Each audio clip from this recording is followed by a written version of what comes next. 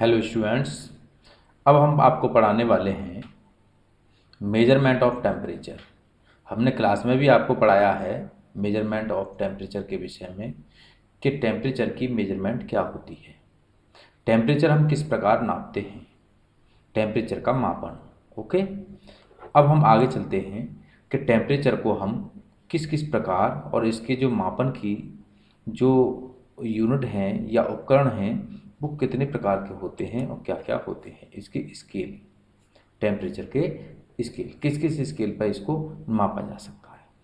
तो सबसे पहले हम आते हैं different scale of temperature. Temperature के विभिन्न स्केल होते हैं जिसमें generally 3 scale are applied for the measurement of the temperature. Temperature के लिए 3 स्केल का यूज किया गया है, जिनमें सबसे पहले नंबर पर आता है सेल्सियस स्केल, जिसको हम डिग्री सेल्सियस यानी डिग्री सी से दिखाते हैं, सी फॉर सेल्सियस। अब नेक्स्ट आता है हमारा केल्विन स्केल। केल्विन स्केल जिसे के से दिखाया जाता है, इसे एब्सोल्यूट स्केल भी कहा गया है। अब थर्ड नंबर का आता है हमारा फ़ारेनहाइट स्केल। फ़ारेनहाइट स्केल जिसको हम डिग्री एफ से दिखाते हैं। The SI unit of temperature is kelvin. और जो एसआई यूनिट होती है, जो स्टैंडर्ड यूनिट होती है, जिसके लिए हर जगह यूज किया जाता है, स्टैंडर्ड तरीक़ा से इसको टेम्परेचर का जो मापन किया जाता है वो किया जाता है केल्विन में। और इसका एक रिलेशन होता है केल्विन, फ़ारेनहाइट एंड सेंटीग्रेड का, उसे हम अब आगे बताने वाले हैं। ये आप अच्छी तरह समझ चुके होंगे कि सेल्सियस और फ़ारेनहाइट और केल्विन ये हमारे 3 प्रकार के क्या होते हैं, मापन होते हैं, टेम्परेचर को नापने के लिए यूनिट होते हैं या उपकरण होते हैं। इनको हम थर्मोमीटर कहते हैं। तीनों ही थर्मोमीटर जो हैं वो अलग अलग प्रकार के टेम्परेचर को मापने का कार्य करते हैं। जैसे सबसे पहले सेल्सियस स्केल आया। सेल्सियस स्केल हम वातावरण जो हमारा एटमॉस्फेयर है उसको नापने का भी काम करते हैं, प्लस इसका लेबोरेटरी में भी यूज करते हैं। दूसरा आता है हमारा केल्विन। केल्विन को भी हम मान के चलिए इसको एसआई यूनिट में यूज किया जाता है। इसको एसआई यूनिट जो है हमारी टेम्परेचर की वो केल्विन है।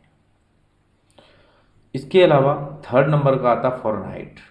फ़ारेनहाइट स्केल पर हम जो बॉडी का टेम्परेचर होता है, जिसको डॉक्टर यूज करते हैं हमारे फीवर आदि को मापने के लिए, उसमें जो टेम्परेचर मीटर होता है या जिसको हम थर्मोमीटर कहते हैं वो होता है हमारा फ़ारेनहाइट।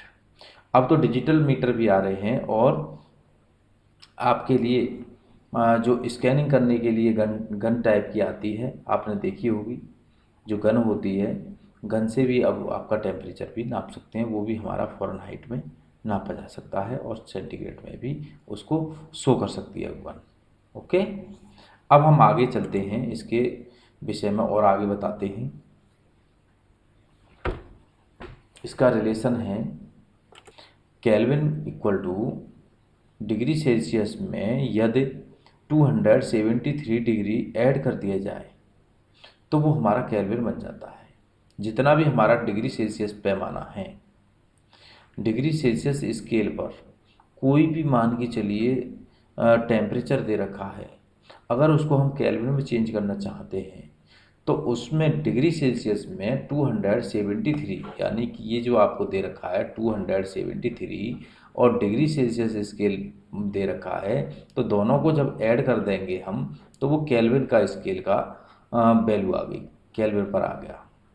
तो इसको हम किस तरीके से दर्शाते हैं और आगे आप समझिए। तो K equal two degree Celsius plus 273। अब आफ्टर दिस जिसकी वैल्यू हमें निकालनी होती है उसे हम लेफ़्ट साइड में रखते हैं। तो हमने ये लेफ़्ट साइड में कर लिया और ये K माइनस 273 इधर रख दिया। तो एक रिलेशन हमारा ऊपर वाला हो गया, दूसरा रिलेशन हमारा ये हो गया। अगर तीसरा रिलेशन हमें बनाना है तो तीसरा रिलेशन होता है इसका फ़ारेनहाइट के साथ। अगर हमें फ़ारेनहाइट स्केल पर हमें कोई भी वैल्यू लेनी है और हमारा डिग्री सेल्सियस में दे रखी है वैल्यू, तो क्या होगी, उसका रिलेशन क्या होगा, 9/5 डिग्री सेल्सियस, यानी कि 9/5 डिग्री सेल्सियस में 32 को ऐड कर देंगे तो वो फ़ारेनहाइट वैल्यू हो जाएगी, यानी कि फ़ारेनहाइट स्केल पर जो वैल्यू होगी वो हमें प्राप्त हो जाएगी। इसी तरीके से हम आगे और चलते हैं और आपको समझाने की कोशिश करते हैं कि इसको कहाँ से आया। अब देखिए, जैसे एट, इसका एक एग्जाम्पल टाइप का है ये। जैसे -40 degree Celsius, reading of both the Celsius and Fahrenheit are equal. इन्होंने ये बताया है कि -40 डिग्री सेल्सियस ऐसी रीडिंग है कि वो सेल्सियस और फ़ारेनहाइट दोनों पर ही इक्वल रहती है, वो चेंज नहीं होती। यानी ऐसी रीडिंग जो -45 डिग्री सेल्सियस है वो दोनों पर सेम रहती है। इसको यदि हम इसमें ये थर्ड वाली इक्वेशन में अगर रख के देखते हैं, इस वाले फॉर्मूला में रखते हैं तो वो बिल्कुल फिक्स आएगा आंसर। आप रख के देख सकते हैं। इसमें डिग्री सेल्सियस की जगह पर -40 डिग्री यहाँ पर रख लेंगे तो 5 से 8 टाइम कट जाएगा ये, और 8 9 जा 72, 72 और 32 इन्हें जोड़ देंगे तो आपका वही आएगा जो यहाँ पर फ़ारेनहाइट पर होगा। ओके,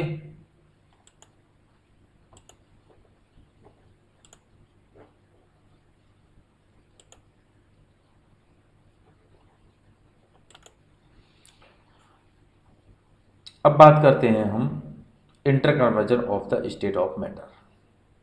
इंटरकन्वर्जन का मतलब होता है आपस में चेंज होना, आपस में बदलना। ऑफ स्टेट यानी जितनी भी स्टेट हैं उनका इंटरकन्वर्जन करना, आपस में बदलना। ऑफ मैटर किसी भी मैटर की, किसी भी पदार्थ की। इसका पूरा हम सेंस ये समझते हैं, किसी भी पदार्थ की स्टेट का आपस में बदलना।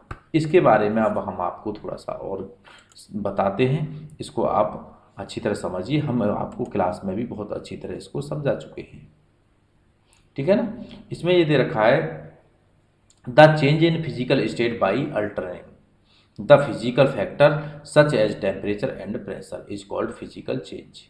यानी किसी भी स्टेट में टेम्परेचर या उसकी फिजिकल टेम्परेचर एंड प्रेशर में कोई भी चेंज करने से उसकी फिजिकल स्टेट बदल जाती है, उसी को हम फिजिकल चेंज कहते हैं। The change in temperature causes change in kinetic energy.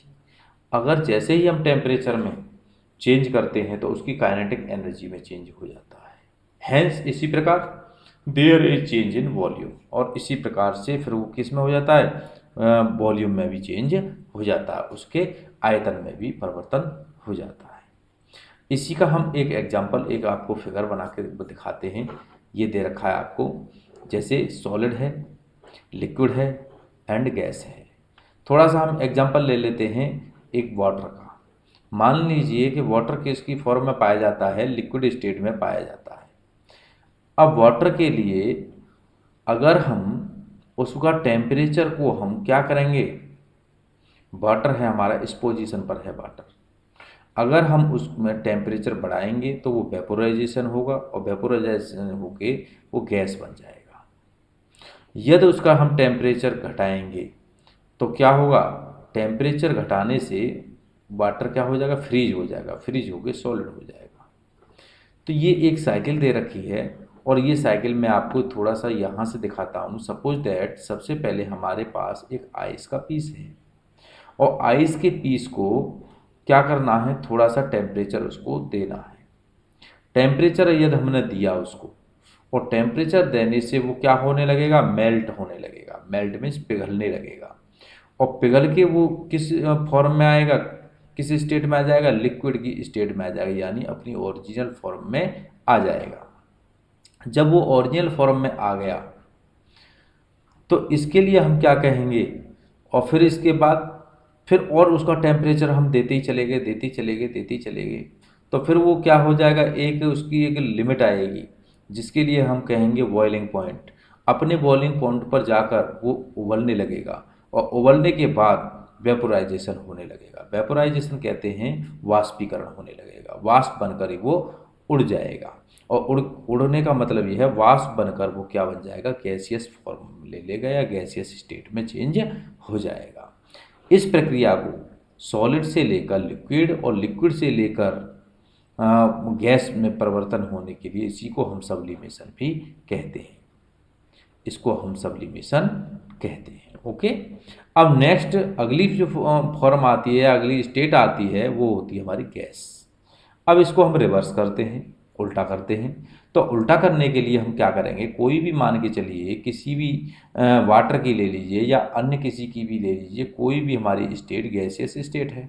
अब उस गैसियस स्टेट के लिए हम क्या करना चाह रहे हैं, उसको उल्टा करना चाह रहे हैं, सॉलिड स्टेट की तरफ ले जाना चाह रहे हैं।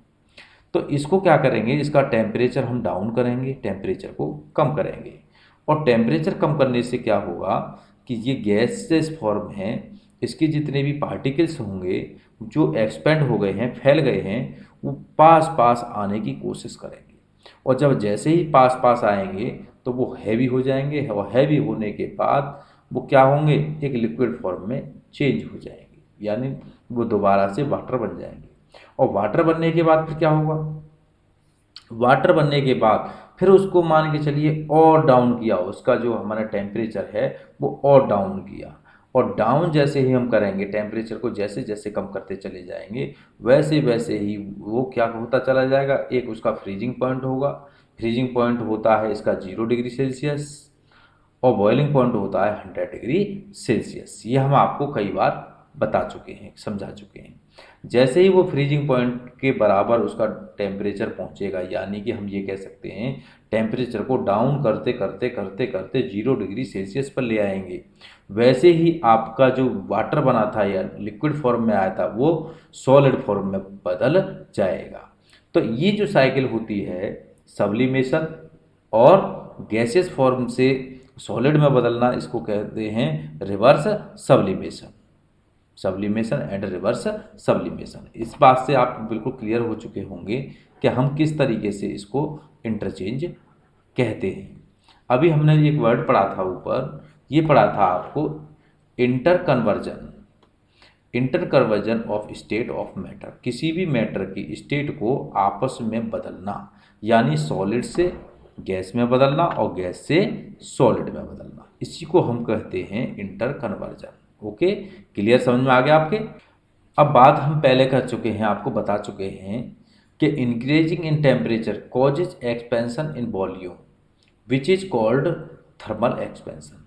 देखिए, हम आपको आपकी क्लास में भी कई बार समझा चुके हैं कि इंक्रीजिंग इन टेम्परेचर, टेम्परेचर को बढ़ाना, किसी भी मैटर का टेम्परेचर बढ़ाने का मतलब ये होता है कि उसके वॉल्यूम में एक्सपेंशन होना। एक्सपेंशन का मतलब विस्तार होना, उसका वॉल्यूम बढ़ जाना।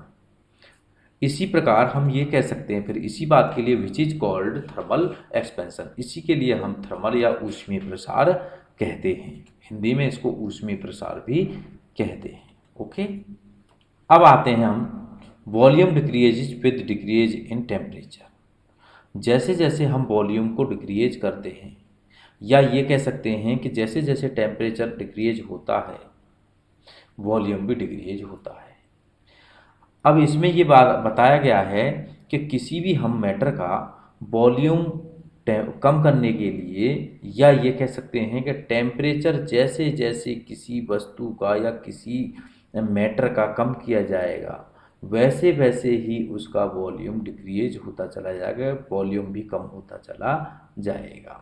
और टेम्परेचर बढ़ाने से वॉल्यूम बढ़ता है और टेम्परेचर कम करने से वॉल्यूम कम होता है। वॉल्यूम मीन्स आयतन, किसी भी वस्तु का या किसी भी पदार्थ का आयतन। We can say that on cooling, हम ये कह सकते हैं कि ऑन कूलिंग, ठंडा करने पर, generally shrink of the substance take place. जो वस्तुएं होती हैं वो क्या करती हैं, कूलिंग होने पर श्रिंक करती हैं, यानी कि सिकुड़ती हैं। आपने देखा होगा, मैं आपके ही एग्जाम्पल की बात बताता हूँ, जब गर्मियों का समय होता है तो हम बिल्कुल ऐसे हो जाते हैं कि अपनी चारपाई पे भी लेटे होते हैं, बिस्तर पर लेटे होते हैं, तो किसी को अपने पास नहीं आने देते, चल हट गर्मी लग जाएगी, अकेले अकेले रहते हैं। लेकिन जब ठंड का मौसम आता है तो हम क्या करते हैं, एक छोटी सी रजाई में घुस जाते हैं और बहुत छोटे सिकुड़ कर, यानी कि ठंड की वजह से हम क्या करते हैं, हमारी बॉडी सिकुड़ जाती है और छोटी सी गोल मोल और बन जाती है, इकट्ठा हो जाती है। तो इससे भी आप ये कर सकते हैं, समझ सकते हैं कि ठंड में क्या होता है, वॉल्यूम कम होता चला जाता है। पक्षी भी होते हैं, आपने देखा होगा ठंड के सीजन में पक्षी भी अपने आप का जो शरीर की जो बनावट है एकदम बहुत छोटी बना लेते हैं, वॉल्यूम को एकदम कम कर लेते हैं, जिससे कि ये हो कि जितना उनके शरीर का वॉल्यूम कम हो जाएगा उतना ही उनका जो बाहर का जो सरफेस एरिया होगा वो कम हो जाएगा। कम हो जाएगा तो उनके लिए ठंड कम लगेगी, वॉल्यूम कम होने पर उनको ठंड कम लगेगी। ऑन इंक्रीजिंग टेम्परेचर, जैसे जैसे किसी भी पदार्थ का टेम्परेचर बढ़ाया जाता है, इंटर पार्टिकल स्पेस इंक्रीजेस। हम आपको पहले पढ़ा चुके हैं कि किसी भी पदार्थ में टेम्परेचर को हम अगर इंक्रीज करेंगे, बढ़ाएंगे, तो उसके अंदर हर पदार्थ आपको पता है कि पार्टिकल से मिलकर बना हुआ है, और उसमें अगर टेम्परेचर देंगे तो हम आपको पहले ही समझा चुके हैं कि जो टेम्परेचर है, टेम्परेचर जितना टेम्परेचर देते चले जाएंगे उतना ही जो पार्टिकल है वो अपना पार्टिकल के बीच में एक स्पेस होता है जिसे हम कहते हैं इंटर पार्टिकल स्पेस, उसे बढ़ाते चले जाएंगे, प्लस उसका वॉल्यूम भी बढ़ता चला जाएगा। और जब इसका पार्टिकल का स्पेस बढ़ता चला जाता है, दूरी बढ़ती चली जाती है, तो उसका जो इंटर पार्टिकल फोर्स होता है, अट्रैक्शन, वो कम होता चला जाता है। अट्रैक्शन कहते हैं आकर्षण। आकर्षण बल दो पार्टिकल के बीच में जो रहता है वो कम होता चला जाता है और वो फैलते हुए चले जाते हैं। यही कारण होता है कि किसी भी पदार्थ को अगर हम हीट करते चले जाएं तो सॉलिड है, सॉलिड से वो लिक्विड में चला जाएगा, और जैसे जैसे बढ़ता चला जाएगा लिक्विड से वो गैस में चला जाएगा, और वो इतनी दूरी बढ़ जाती है उसके इंटर पार्टिकल फोर्स की कि वो एक दूसरे का अट्रैक्शन बिल्कुल छोड़ देते हैं और स्वतंत्र होकर कहीं भी घूम सकते हैं। ये होता है इसका सिद्धांत।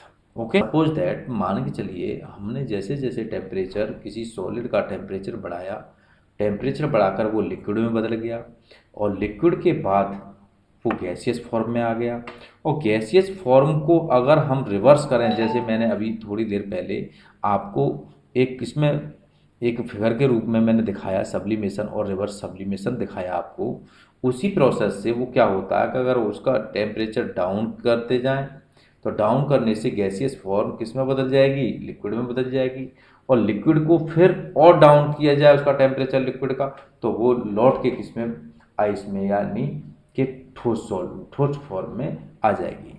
ठीक है, तो ये आपको समझ में आ गया स्टेट ऑफ मैटर या inter conversion of matter, clear समझ में आ गया।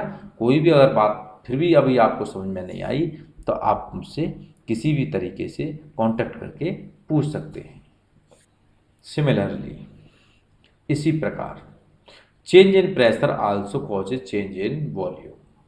इसी प्रकार यदि हम प्रेशर में चेंज कर देते हैं टेम्परेचर की तरह, यदि हम किसी भी में पदार्थ के या किसी भी हम सब्सटेंस के या किसी भी हम मैटर के प्रेशर को चेंज करते हैं, प्रेशर बढ़ाने में और प्रेशर को घटाने में, जैसे हम टेम्परेचर को बढ़ाने से हमारा वॉल्यूम बढ़ता था, टेम्परेचर को घटाने से वॉल्यूम कम होता था, उसी प्रकार जैसे जैसे हम टेम्परेचर को जैसे जैसे प्रेशर को घटाते हैं और बढ़ाते हैं, डिक्रीज करते हैं, इंक्रीज करते हैं, उसी प्रकार हमारा जो वॉल्यूम है वो घटता और बढ़ता है।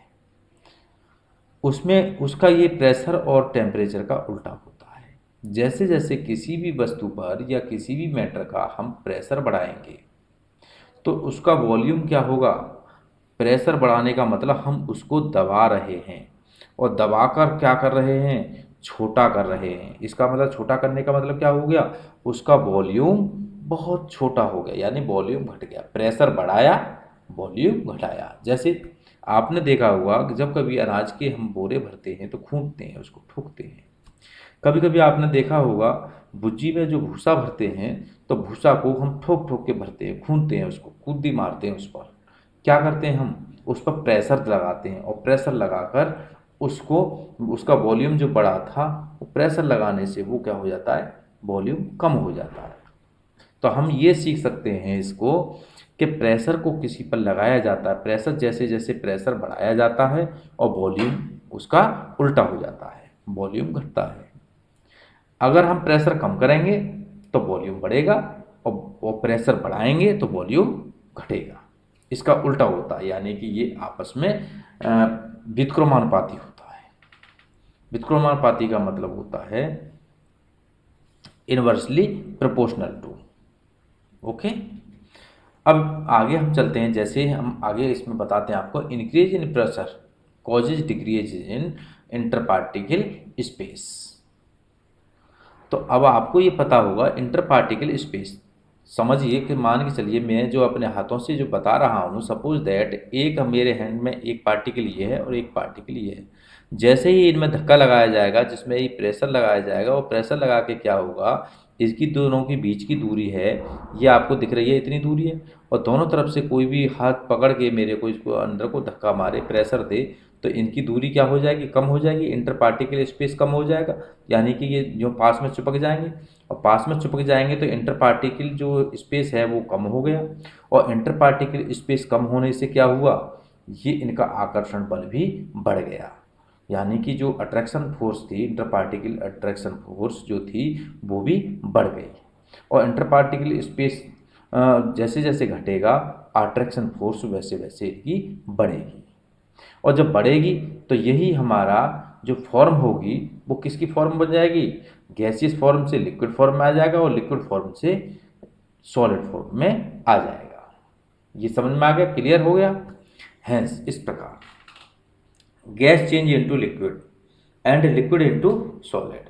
इसी प्रकार जैसे जैसे मान के चलिए हम प्रेशर में चेंज करते हैं, तो गैस लिक्विड में बदल जाती है और लिक्विड सॉलिड में बदल जाता है। ऑन डिक्रीजिंग द प्रेशर, जैसे जैसे प्रेशर को हम क्या करते जाते हैं, हटाते जाते हैं। डिक्रीजिंग का मतलब कम करते चले जाते हैं।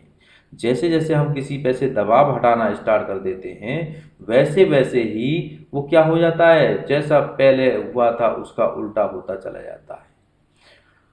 उस पर जैसे ही प्रेशर हटेगा, वॉल्यूम बढ़ता चला जाएगा, इंटर पार्टिकल स्पेस उसका बढ़ता चला जाएगा, अट्रैक्शन ऑफ फोर्स जो लगी हुई है, inter particle attraction of force कम होती चली जाएगी। तो ये बात आपकी क्लियर समझ में आ गई होगी। मैंने आपको क्लास में भी बहुत अच्छी तरह समझाया है आपको, और यहाँ पर आपको मैं कंप्यूटर पर भी बहुत अच्छी तरह समझा रहा हूँ। फिर भी किसी को कोई प्रॉब्लम है तो again try. Okay, thank you.